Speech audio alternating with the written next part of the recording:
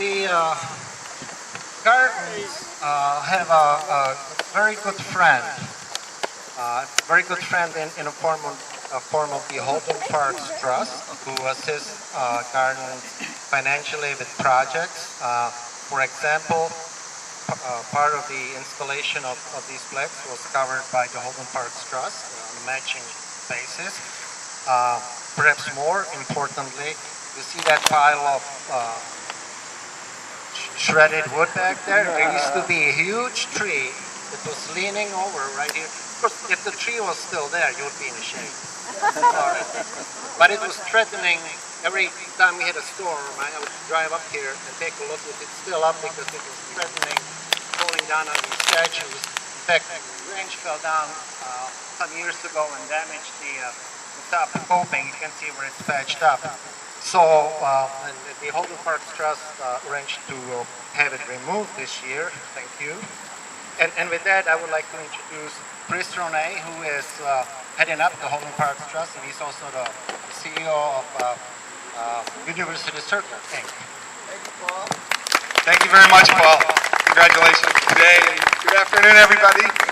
I know that I'm standing between you and a potentially further diluted lemonade, so let me work, and I know that Richard has to also keep pace. So, I do want to say a few things, though, on behalf of the Holden Parks Trust. First of all, we always give our thanks to the late George Voinovich, who, as mayor of the city of Cleveland, established the Holden Parks Trust, and we had the opportunity on the centennial anniversary to say some words about George. He passed the same year of the centennial of the Cultural Garden Federation, but I'm always grateful to Mayor Voinovich for establishing the trust that I just happen to have, by virtue of the office of being president of University Circle, the honor to chair. Sounds like we still have some work to do, though, Lori. I'm looking back at the pile, and either I have to give that to Paul as mulch for his garden, or our timber stand program will have to come. Okay, we're using it for the garden. That's good. I feel good about that.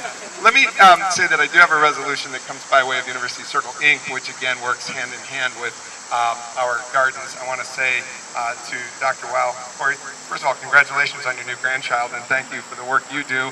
And Lori, who's my new neighbor, Lori Ashek, who's on behalf of the Cleveland Cultural Garden Federation, we work together to help make these gardens better. And I'd be remiss if I didn't also re-acknowledge Sheila Crawford for all the work that you've done all those years with CCGF, and to Paul and Richard and many others. Thank you. I think first I want to say I've had the chance to go to my homeland. Part of our family is from Ireland, so I was there 2 weeks ago. All we have in celebration today is to say that we settled the score of our hurling championship, and Limerick won today, so that was kind of fun over at PJ McIntyre's. That was our cultural morning. But this afternoon, it's a pleasure to be here in celebration of these gardens, and particularly here with our Czechoslovakian centennial. I will be going to your homeland in October. I'm visiting Prague as a part of a trip through Central and Eastern Europe, and I didn't get to do that when I studied in Luxembourg in 1989. It was just a little more complicated to do from where I was, so I'm excited, and I was just educated more. Thank you for that education.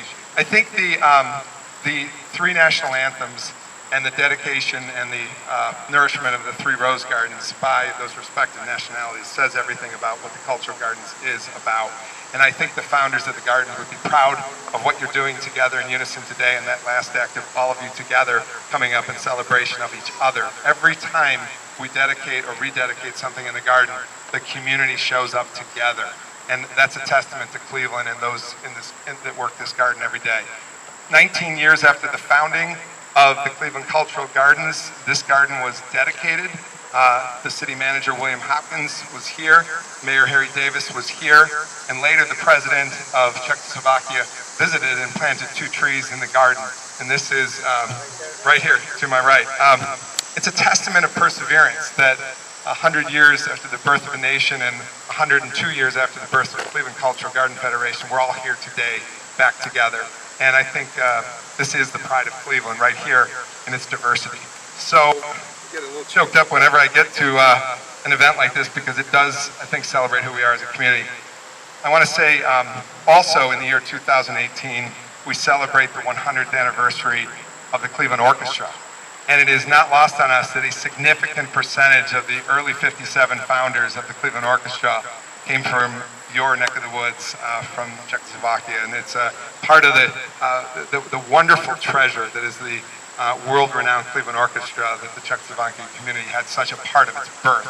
So again, serendipitously, they're both celebrating the 100th anniversaries.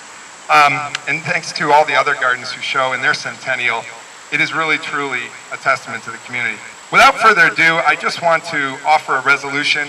I'm going to give it to Paul, and I'm a hockey player, so in the traditional fashion of the Stanley Cup, it can travel however you want amongst your friends in their offices. But this says that the Board of University Circle Incorporated takes, and its staff take profound pride and deep personal pleasure in congratulating the Czech Cultural Garden on the occasion of the celebration, the reinstallation and rededication of these plaques in the garden. The year 2018 marks 100 years since the founding of Czechoslovakia, and in honor of this milestone, the Czech Cultural Garden is reinstalling and rededicating 2 plaques. The Czech Cultural Garden contributes to the beauty and the vitality of the Cleveland Cultural Gardens, and now therefore be it resolved that University Circle Inc. joins in congratulating the Czech Cultural Garden on the occasion and celebration, the reinstallation and rededication of these plaques, and to all of the communities affiliated. Thank you for your perseverance. It is the people that care with their own sweat equity that continue to make this the pride of Cleveland. Thank you very much.